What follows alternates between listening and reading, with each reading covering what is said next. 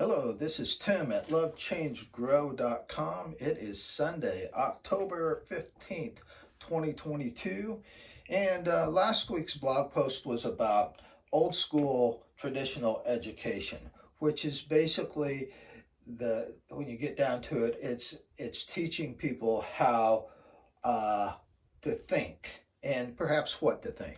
But it's basically knowledge based, it's skills based as far as analysis, synthesis, innovation, and execution. And it's based on the premise that a student is basically a blank slate. They don't know what they don't know. And so the purpose of education is telling them or having them experience and ultimately be able to go through life in a meaningful and productive manner. But it's also based on the external. We're learning about our world. We're learning how physics and science and math and biology works. It's all external for the most part. So last week I asked you guys to do some homework, which was watching the movie The School of Rock with Jack Black, which I think is a great little fun movie that students can actually be much more aware and can handle a lot more things than we often give them credit for. And that when they enjoy or love doing something, they're going to perhaps struggle with some of the challenges, but ultimately figure it out and ultimately really impress us beyond our imagination of what they could do. So that was last week. This week, the post is about the new school, which is basically the premise is that we come in with propensities or potentials, with inherent skills and talents and stuff. It's like James Hillman's acorn theory, which I'll put a link in to my other blog post that sort of outlines that. But it's basically the Hillman's acorn theory is that we come in as acorn. That in this acorn there is sort of the blueprint and of an old oak tree, so that to get from the acorn to the oak tree is we need a supportive, encouraging environment in which to discover our meaning and purpose, and to be supported by the environment, our experiences, and be encouraged by our mentors, our teachers, and things like that, so that ultimately we can grow into our being, which is the oak tree.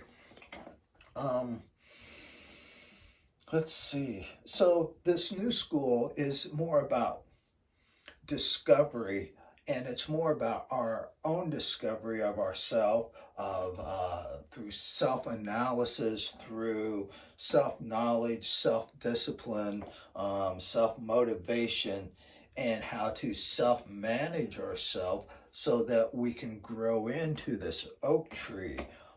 So in this sort of view of the new school education, then teachers are not just merely teaching knowledge and skills, but they are more like consultants of, hey, how can we take this, figure out who this student is, what's their inherent potentials and skills, and how can we offer and provide opportunities that are going to help move or grow them into this oak tree. And so it's certainly a more individualized approach than the common denominator approach of the old school method. Let's see here, and so in essence, ideally, I think in an ideal world is, parents, teachers, and and the kid all get to sit down and go, what are we doing here? What can we do? How can we set up educational experience for this student for this year or during their academic career that's going to support them um, discovering and using their talents, their skills to for them to then go out and create and be in the world um, according to their self-determined meaning and purpose. Um, let's see. So I think ultimately, we do need the old school approach. We need to learn about our environment, our planet, the challenges. How can we better use resources? How can we better use grow food? You know, better, cleaner energy. How to not pollute our world and things like that. And I think that's a external kind of thing where the old school empirical science, data, research kind of thing is a very useful, straightforward kind of thing. It's about how do we make our lives better from that standpoint. But the new school thing is going inside and sort of also asking what is our meaning and purpose? What are our challenges that we need to figure out so that we can ideally blend the old school, the new school, and create a whole different experience, both worldly experience, improving our lot in this world and the lot of the planet, and also how do we use this well, you can think of the Earth is Earth School, and some people have thought that Earth School, going to this planet, is like going to hell, going to the prison of the 3D experience, where we got to eat, we got to do labor, we got to make money, and all this kind of thing.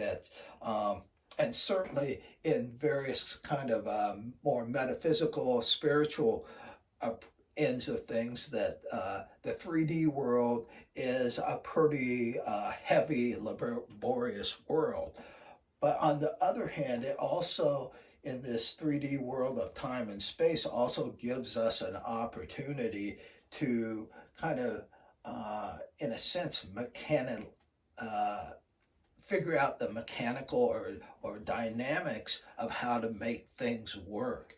And so that's part of sort of this old school kind of thing. But the other thing is really interesting to me is that we also have this new sort of new age, new school movement, is that, hey, we're coming in here with some meaning and purpose, and we want to help the world, ourselves, and all of us beings on the planet to evolve. And so I think there's an explosion of this kind of way of thinking. So I think it's a very interesting time to be here on this planet. And, there's all kinds of rabbit holes, which I find intensely fascinating.